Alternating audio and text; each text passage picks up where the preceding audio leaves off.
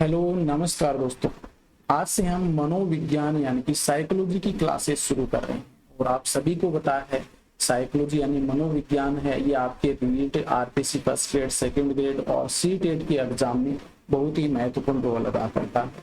तो ये मैंने एक बहुत ही अच्छे तरीके से नोट्स पैटर्न में पूरे के पूरे तैयार किए हैं जिसमें आपके लिए जहां से क्वेश्चन बनने थे ना वो सभी चीजें इसमें इंक्लूड किए हुए।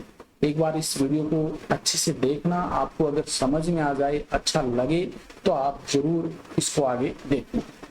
देखिए मनोविज्ञान की जब बात करते हैं तो ये आपकी रीट आरपीसी फर्स्ट ग्रेड और सी टेट में बहुत ही महत्वपूर्ण रोल अदा करता है क्योंकि इसके करीबन 30 क्वेश्चन आपके एग्जाम में पूछे जाते हैं लगभग, ठीक है ना। सभी में अलग अलग होता है, कुछ में कम पूछे जाते हैं, कुछ में ज्यादा पूछे जाते हैं और हम एवरेज की बात करते हैं तो 30 क्वेश्चन आपके रीट के एग्जाम में पूछे जाते हैं। सी टेट में भी लगभग इतने आते हैं। इसके अलावा मेथड के क्वेश्चन हो जाते हैं। तो देखिए मनोविज्ञान की हम शुरुआत करते हैं। यहाँ हमारी फर्स्ट क्लास है जिसमें हम पूरा का पूरा इंट्रोडक्शन पार्ट देखने वाले हैं। सबसे पहला क्वेश्चन तो यही आता है भाई मनोविज्ञान है ये आया कहाँ से, किसने बनाया मनोविज्ञान को। तो पहले कुछ टाइम पहले दर्शन शास्त्र एक विषय हुआ करता, दर्शन शास्त्र फिलोसॉफी अंग्रेजी में कहते हैं जिसे। दर्शन शास्त्र की बहुत सारे शाखा थे जिसमें ज्योतिष शास्त्र है, मनोविज्ञान की उसी का पार्ट है। मनोविज्ञान को पहले मनोशास्त्र या कहा जाता। इसके अलावा और भी बहुत सारे विषय थे दर्शन शास्त्र के, उन विषयों में से ही एक विषय था आपका दर्शन शास्त्र का मनोविज्ञान, ठीक है ना। एक विषय मनोविज्ञान था। दर्शन शास्त्र का मुख्य उद्देश्य क्या था भाई, तो इसमें था कि मनुष्य को ईश्वर से जोड़ना। जैसे ज्योतिष शास्त्र वगैरह ये आते हैं उसमें पूजा पाठ वगैरह इनका अध्ययन किया जाता है, भूत प्रेत है वो आत्मा इनका अध्ययन किया जाता है। तो मनुष्य को ईश्वर से जोड़ने का मुख्य उद्देश्य था दर्शन शास्त्र का और इसके अंतर्गत ही मनोविज्ञान आती है। तो क्वेश्चन बन जाता भाई मनोविज्ञान की जननी किसे कहा जाता है, जननी। तो मनोविज्ञान की जननी हो जाएगी दर्शन शास्त्र। ये एक क्वेश्चन यहाँ से आपका बन जाता है क्योंकि मनोविज्ञान की उत्पत्ति किससे हुई है, दर्शन शास्त्र से हुई है और दर्शन शास्त्र को ही मनोविज्ञान की जननी माना जाता है। आगे देखिए मनोविज्ञान की जननी ये होती है तो मनोविज्ञान का जनक किसे कहा जाता है भाई, मनोविज्ञान का जनक कहा जाता है अरस्तु को कहा जाता है क्योंकि अरस्तु ने ये सबसे पहले दर्शन शास्त्र के अकॉर्डिंग ही इन्होंने मनोविज्ञान का अध्ययन की शुरुआत की थी। तो अरस्तु को कहते हैं मनोविज्ञान का जनक और इनकी एक बुक है जो आप याद रख सकते हैं, डी एनिमा नाम की एक बुक है भाई। दर्शन शास्त्र का जनक मनोविज्ञान का जनक हो जाएगा अरस्तु। मनोविज्ञान की जननी दर्शन शास्त्र, ये मैं बता। आगे देखिए इसकी शुरुआत करते हैं भाई। एबिंगहॉस नामक एक मनोवैज्ञानिक था जिन्होंने क्या किया, इन्होंने बताया कि मनोविज्ञान है उसका अतीत बहुत लंबा है लेकिन इतिहास बहुत छोटा है। इतिहास बहुत छोटा है, अतीत बहुत ज्यादा लंबा हो जाता है। कारण ये है कि ये दर्शन शास्त्र से अलग हुई है क्योंकि दर्शन शास्त्र का इतिहास तो पुराना हो जाता है लेकिन पहले दर्शन शास्त्र के अंदर ही इसका अध्ययन किया जाता है। इसका अतीत बहुत लंबा हो जाता है लेकिन इतिहास की बात करें तो ये पुराना होता है। अब क्वेश्चन आता है भाई मनोविज्ञान शब्द का सर्वप्रथम प्रयोग ये किसके द्वारा किया गया, मनोविज्ञान शब्द का सबसे पहले प्रयोग किसने किया था। तो आपका आंसर होना चाहिए, ये कई बार क्वेश्चन पूछा गया है भाई, रुडोल्फ बॉयक्ले हो जाएगा। मनोविज्ञान का या साइकोलॉजी का सबसे पहले प्रयोग है ये किया था रुडोल्फ बॉयक्ले ने 1590 ईस्वी में किया था और इन्होंने एक बुक लिखी थी और बुक का नाम था भाई साइकोलॉजिया। इनकी बुक का नाम क्या था, साइकोलॉजिया, याद रख लेना। इनकी बुक का नाम था साइकोलॉजिया, उसी के अंदर इन्होंने साइकोलॉजी शब्द का सबसे पहले उपयोग किया था।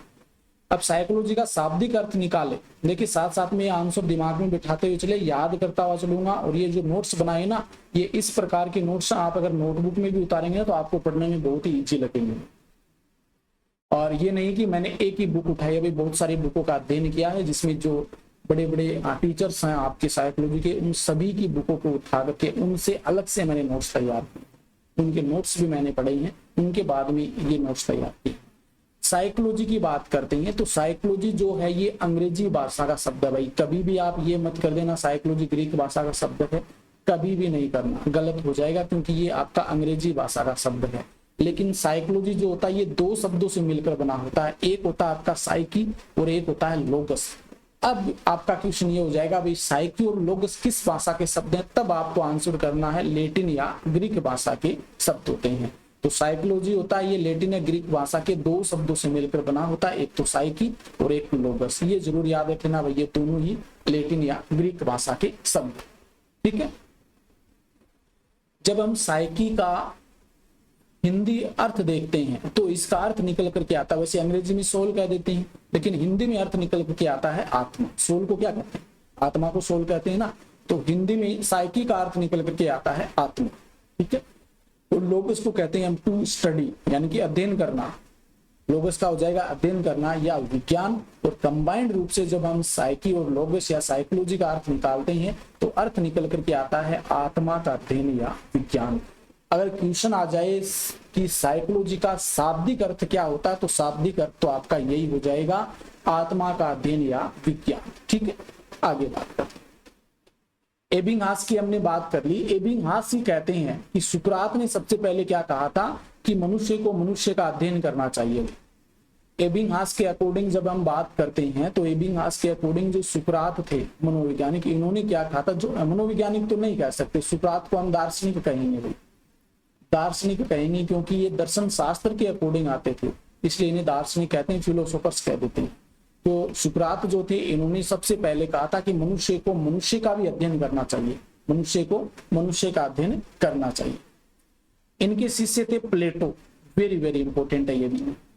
सुकरात के शिष्य हुआ करते थे प्लेटो, और प्लेटो ने क्या कहा था भाई, ईश्वर, प्रकृति, मनुष्य आपस में इस प्रकार बंधे हुए हैं, इन्हें एक दूसरे से अलग नहीं किया जा सकता।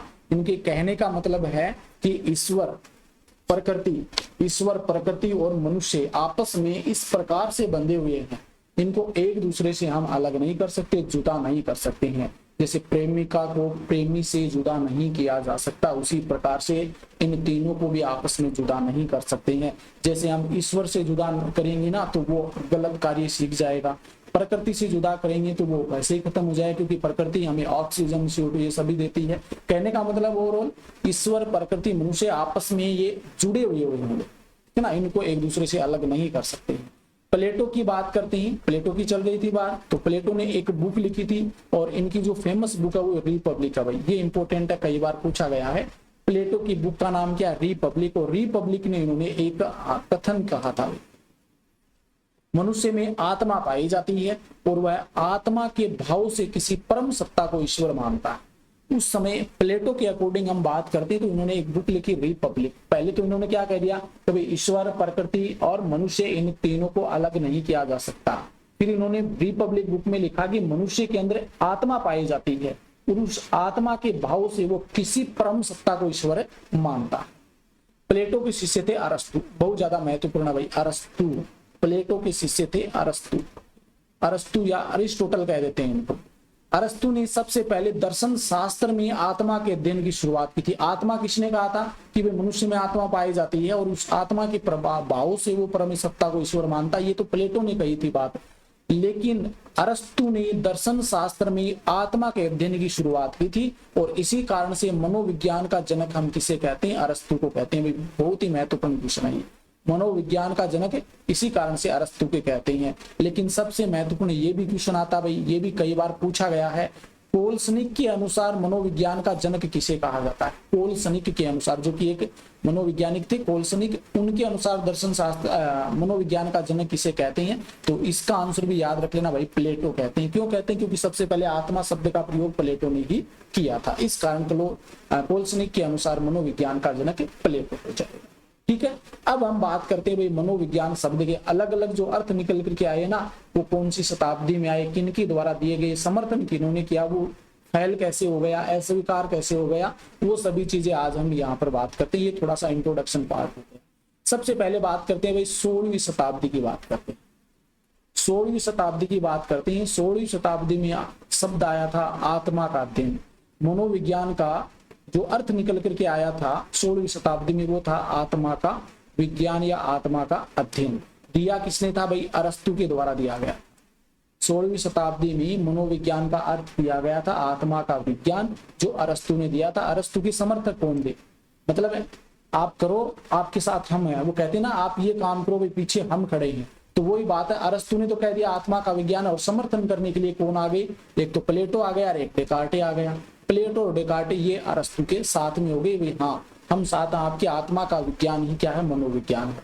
लेकिन क्या हुआ कि कुछ और वैज्ञानिक थे, जैसे टांग अड़ाने वाले होते हैं ना, हम कोई अच्छा काम करते हैं या फिर जॉब वगैरह की तैयारी करती है तो पीछे से अरे यार क्या तैयारी कर रहा है, वैकेंसी भी नहीं आ रही, तू पढ़ के नौकरी लगेगा, ऐसे कुछ जो बातें करने वाले होते हैं वो भी उपस्थित होते हैं समाज में। तो ऐसे टांग अड़ाने वाले कुछ लोग थे, उनमें से आप याद रख सकते हैं कांट, होब्स, स्पिनोजा और लोक।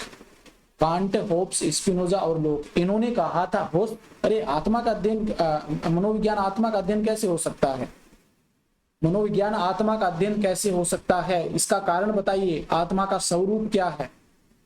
विज्ञान का मतलब क्या होता है, प्रयोग करना, तो आत्मा पे हम प्रयोग कर सकते हैं क्या। तो ये कुछ क्वेश्चन कर दिए इन्होंने, कांट, होब्स और स्पिनोजा और लोक, ये इनके विरोध कहलाते हैं भाई, विरोधक कहलाते हैं, या विरोध किया था इन्होंने, आत्मा का अध्ययन, मनोविज्ञान का अध्ययन इन्होंने नहीं माना था। डेकार्टे है, ये भी याद रख लेना थोड़ा सा डेकार्टे के बारे में भी, ये यूनानी दार्शनिक थे भाई डेकार्टे, इन्होंने आत्मा के अध्ययन को भौतिक शास्त्र से जोड़ने का प्रयास किया, लेकिन ये फेल हो गए, ये फेल हो गए, आत्मा के अध्ययन को भौतिक शास्त्र से नहीं जोड़ा जा सकता। देखिए कांट, होब्स, स्पिनोजा, लोक, इन्होंने कहा अरस्तु या प्लेटो को कि भाई मनोविज्ञान का अर्थ आपने कह दिया भाई आत्मा का अध्ययन होता है, लेकिन विज्ञान का मतलब क्या होता है, विज्ञान का मतलब है प्रयोग। ऐसे विकार करने के कारण बता रहा हूं भाई, विज्ञान का मतलब क्या होता है, प्रयोग, और प्रयोग कर रहे हैं तो उसका मतलब मूर्त सामने कोई चीज है उसी पे तो प्रयोग कर सकते हैं। लेकिन हम आत्मा की जब बात करते हैं तो ना ही तो आत्मा का कोई रूप होता है, ना ही कोई प्रकार होता है, और ना वो मूर्त होती है भाई, अमूर्त होती है ना आत्मा, हम देख थोड़ी सकते हैं आत्मा को। तो ये कई क्वेश्चन उत्पन्न हो गए जिनके आंसर अरस्तु, प्लेटो ये नहीं दे पाए, और इस कारण से ये आपका अर्थ यहाँ पे समाप्त हो गया, ठीक है ना। याद रख लेना किसने दिया, कौन समर्थक थे और किस प्रकार से ये अस्वीकार हो गया, ये पूरी चीज याद रख लेना भाई। फिर आता है 17वीं शताब्दी की बात करते हैं, 17वीं शताब्दी, 17वीं शताब्दी। तो भाई अरस्तु, प्लेटो का तो अर्थ समाप्त हो गया। अब अरस्तु, प्लेटो ने जो can't, Thomas read, Hobbes, Spinoza जो विरोधक थे आत्मा के अध्ययन के अर्थ के, तो उनसे पूछ लिया भाई चलो हमें तो नहीं बता, हमने तो गलत बता दिया, आत्मा का अध्ययन है, मनोविज्ञान है, आप ही बता दीजिए मनोविज्ञान का, या मनोविज्ञान में हम किसका अध्ययन करते हैं, आप भी तो बता सकते हैं। आपने ऐसा तो कह दिया, जैसे टांग अड़ाने वाले होते हैं ना, हमारे घर पे कोई काम करते हैं तो उनसे भी तो हम पूछते हैं भाई आप बता दीजिए हमें कैसा करना है। जैसे कोई मकान करते हैं तो कोई कह के आके कहता कि भाई इस साइड में मकान नहीं कर सकते आप, इस साइड में ऐसे होता है, तो उनसे हम पूछते हैं ना आप बता दीजिए किस साइड में करना है। तो वो क्वेश्चन इनके लिए क्या गया भाई, आप बताइए कांट जी, लोक जी, थॉमस रीड जी, हॉब्स जी, स्पिनोजा महोदय जी, आप बताइए कि इसका अर्थ क्या होगा। तब उनमें से एक आदमी उठा भाई जिसका नाम था पोम्पोनोजी, एक आदमी उठा उनमें से जो पोम्पोनोजी नाम था, जो कि इटली का रहने वाला था। उन्होंने कहा था कि मैं बताऊंगा भाई, मैं हूं ज्ञानी और मैं बताऊंगा कि आत्मा का अध्ययन गलत क्यों है और मनोविज्ञान में हम किसका अध्ययन कर सकते हैं। तो इन्होंने फिर एक नया अर्थ दिया, मन या मस्तिष्क का विज्ञान, यानी कि मनोविज्ञान के अंतर्गत हम मन या मस्तिष्क का विज्ञान या मन या मस्तिष्क का अध्ययन करते हैं। ये पोम्पोनोजी के द्वारा दिया गया। और फिर पीछे से जो छुप रहे थे ना, जिनको हमने पूछ लिया कि मनोविज्ञान का अर्थ आप बता दीजिए अगर आत्मा नहीं है तो वो छुप रहे थे, वो भी खड़े हो गए भाई, हाँ भाई यही है, मन या मस्तिष्क का विज्ञान ही क्या है, मनोविज्ञान का अर्थ। तो ये समर्थक हो जाएंगे।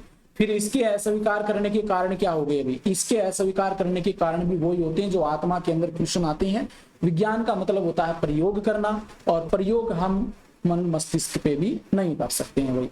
तो आत्मा की तरह इनके भी क्या हो गए, प्रश्न उठ गए भाई, मन अमूर्त होता है और इस कारण से ये भी अस्वीकार हो गया।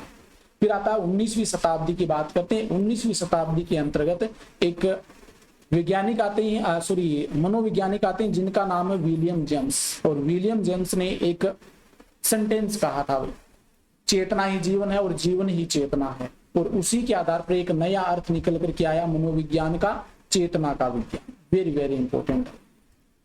19वीं शताब्दी के अंतर्गत मनोविज्ञान का एक नया अर्थ निकल करके आया, चेतना का विज्ञान, जो दिया था विलियम जेम्स ने दिया।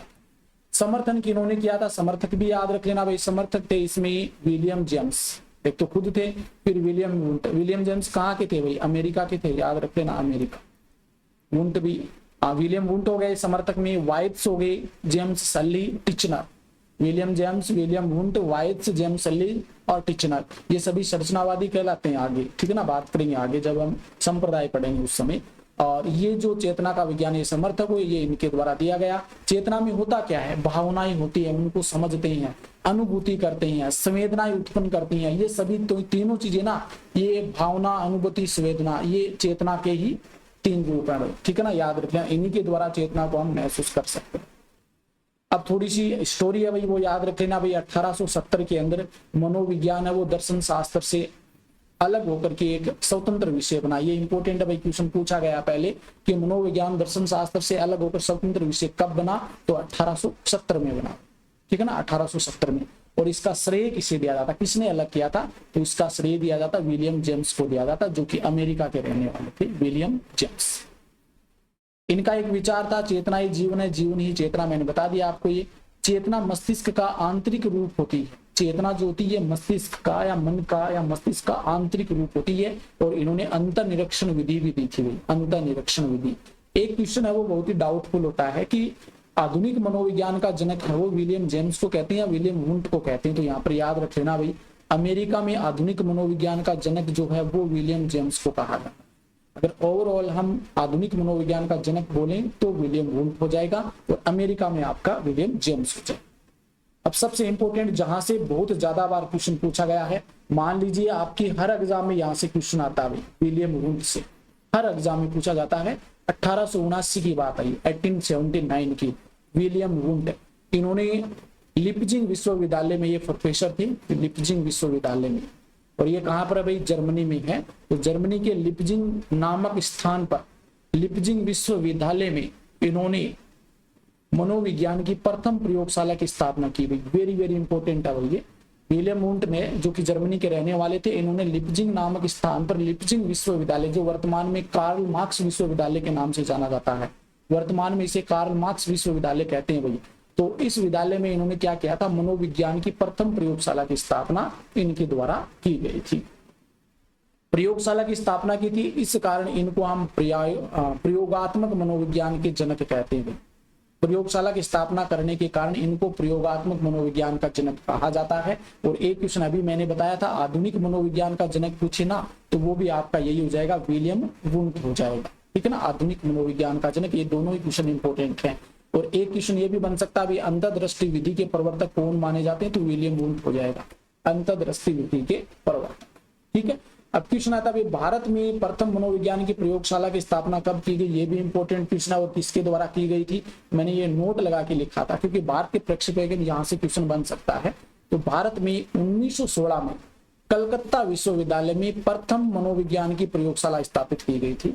भारत में 1916 में कलकत्ता विश्वविद्यालय में प्रथम मनोविज्ञान की प्रयोगशाला स्थापित की गई थी। और स्थापित किसने किया था भाई, very very important, doctor N Sen Gupta. याद रख लेना भाई, ये इंपॉर्टेंट है।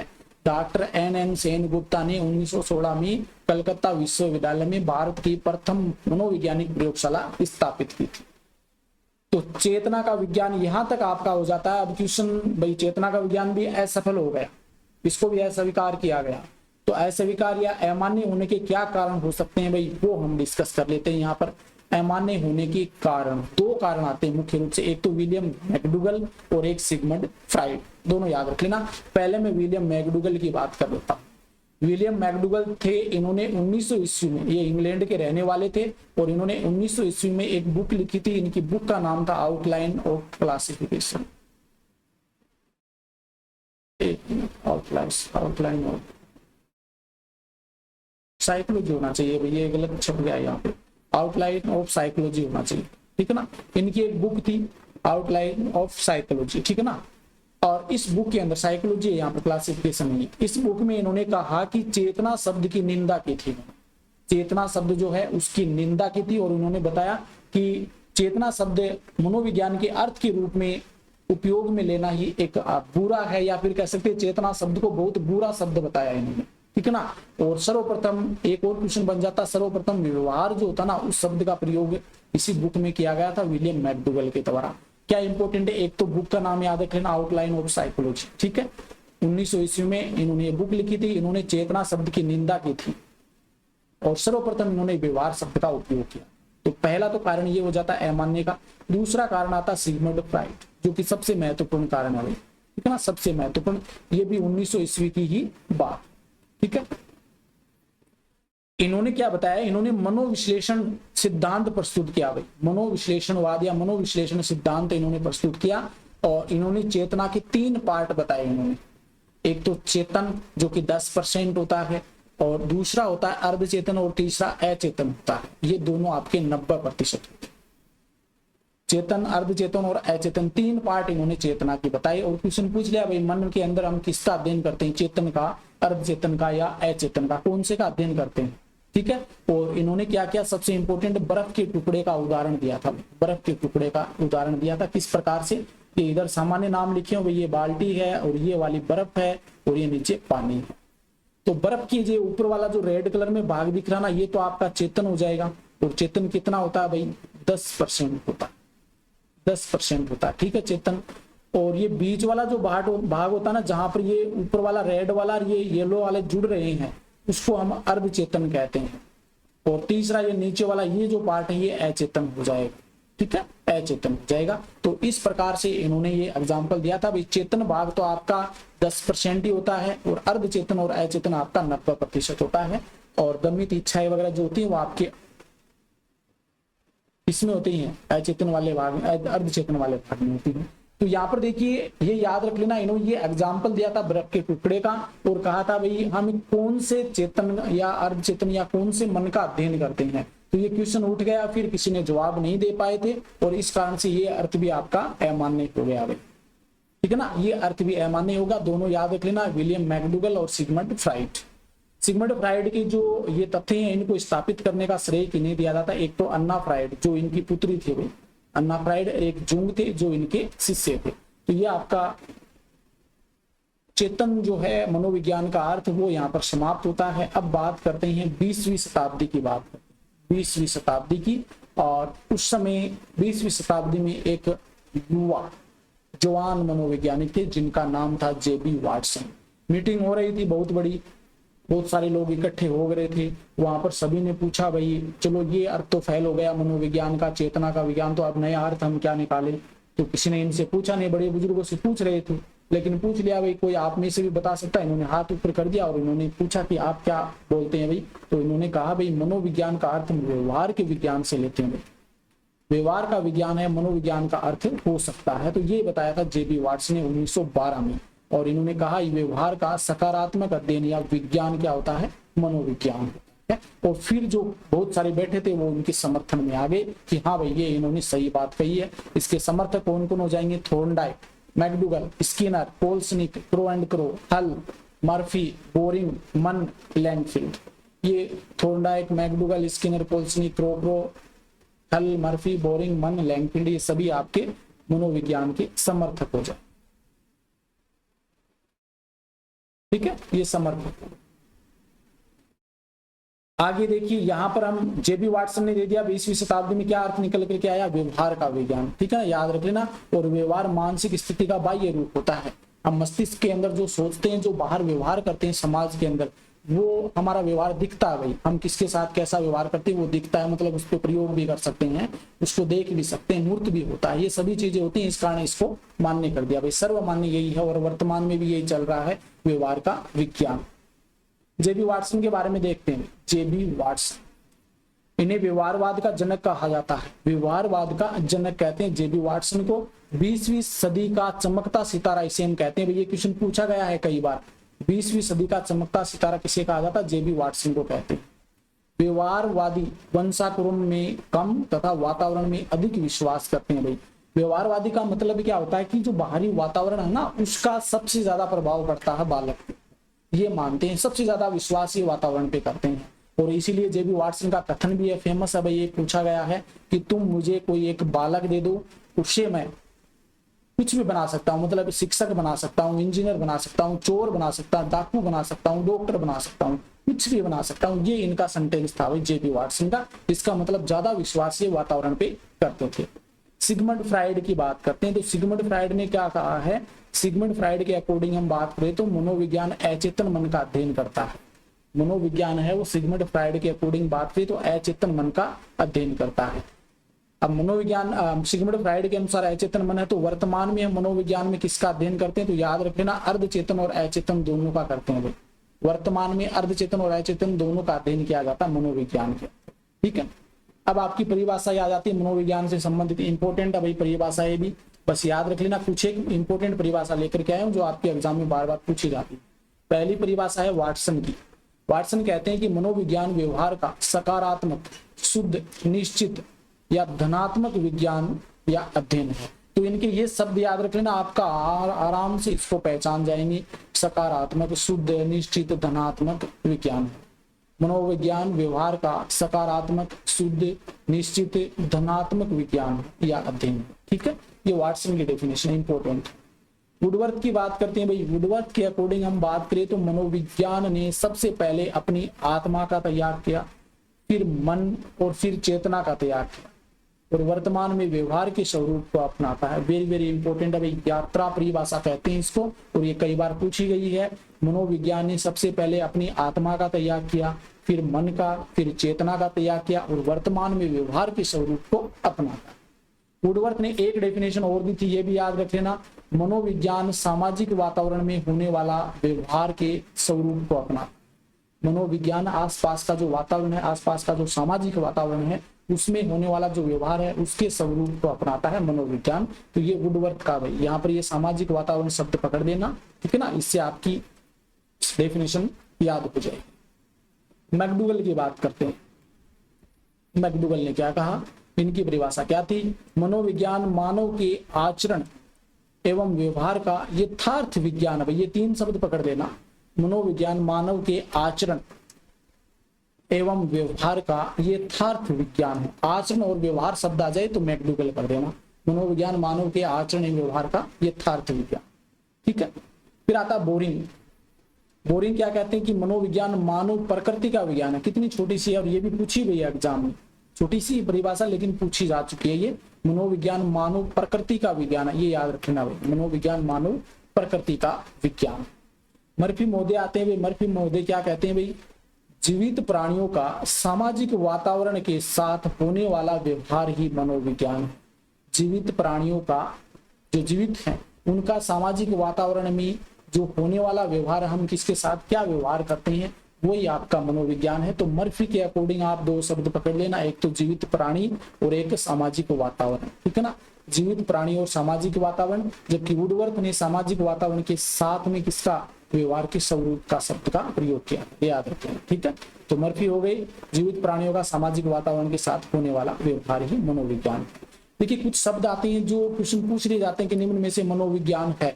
तो मनोविज्ञान है में देखिए सकारात्मक होता है मनोविज्ञान, धनात्मक होता है, विधायक होता है, अनुप्रयुक्त होता है। अनुप्रयुक्त नहीं, अनुप्रयुक्त होता। तो ये चारों शब्द आ जाए ना, इसका मतलब ये मनोविज्ञान है।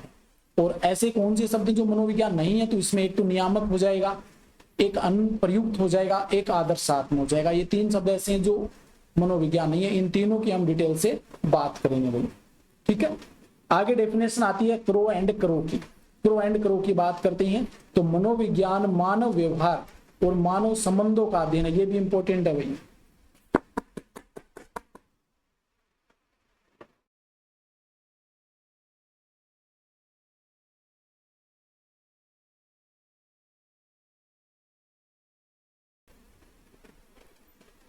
मनोविज्ञान मानव व्यवहार और मानव संबंधों का अध्ययन है भाई। इसमें दो शब्द पकड़ लेना, एक तो मानव व्यवहार और एक मानव संबंध। इनके अकॉर्डिंग आप याद रख सकते हैं क्रो एंड क्रो, एक करोड़, दो करोड़, और दो ही शब्द याद रख लेना, एक तो मानव व्यवहार और मानव संबंध। ठीक है, इनका अध्ययन क्या हो जाएगा, क्रो एंड क्रो के अनुसार मनोविज्ञान। स्किनर के द्वारा कौन सी डेफिनेशन दी गई भाई, स्किनर कहते हैं कि मनोविज्ञान व्यवहार एवं अनुभव का विज्ञान है। ये भी महत्वपूर्ण भाई, कई बार पूछी गई है। ठीक है ना, इसमें भी दो ही शब्द याद रखने हैं, एक तो व्यवहार और एक अनुभव। मनोविज्ञान व्यवहार एवं अनुभव का विज्ञान है। व्यवहार और अनुभव दो शब्द पकड़ लेना, आपको स्किनर की डेफिनेशन याद हो जाएगी। ठीक है, फिर आगे थोड़ा सा यहाँ पर देखिए पिल्सबरी के बारे में देख लेते हैं। पिल्सबरी जो मनोवैज्ञानिक थे, 1911 में इन्होंने एक बुक लिखी थी। बुक का नाम था मनोविज्ञान के मूल तत्व। पिल्सबरी ने 1911 में एक बुक लिखी थी जिसका नाम था मनोविज्ञान के मूल तत्व। और इनमें मनोविज्ञान के मूल तत्व में इन्होंने मनोविज्ञान को व्यवहार का विज्ञान कहा है भाई, मनोविज्ञान को व्यवहार का विज्ञान कहा है। ये डेफिनेशन है भाई जो सभी आपको याद रखनी है, इंपॉर्टेंट डेफिनेशन यहाँ पर मैं लेकर के आया। एक बार हमने क्या क्या पढ़ा यहाँ पर देख लीजिए ब्रीफली। देखिए पहले आया था आत्मा का विज्ञान, किसने दिया था? अरस्तु ने दिया था। कब आया था? ये 16वीं सदी में आया था। फिर 17वीं या 18वीं सदी की हम बात करते हैं तो उस समय पोम्पोनोजी थे जिन्होंने कहा था मन व मस्तिष्क का विज्ञान, ठीक है, मनोविज्ञान का। फिर 19वीं सदी में आया चेतना का विज्ञान, और चेतना का विज्ञान को किसने दिया था? विलियम जेम्स ने दिया था। और फिर 20वीं सदी जो कि सर्वमान्य है और वर्तमान तक यही चल रहा है, वो है व्यवहार का विज्ञान, जो कि वाटसन के द्वारा दिया गया था। तो आज की हमारी पहली क्लास थी जिसमें हमने इंट्रोडक्शन और किस प्रकार से मनोविज्ञान की उत्पत्ति होती है उसकी बात की है। नेक्स्ट क्लास में मनोविज्ञान के संप्रदाय पढ़ेंगे भाई। आज के लिए इतना ही, धन्यवाद, थैंक यू।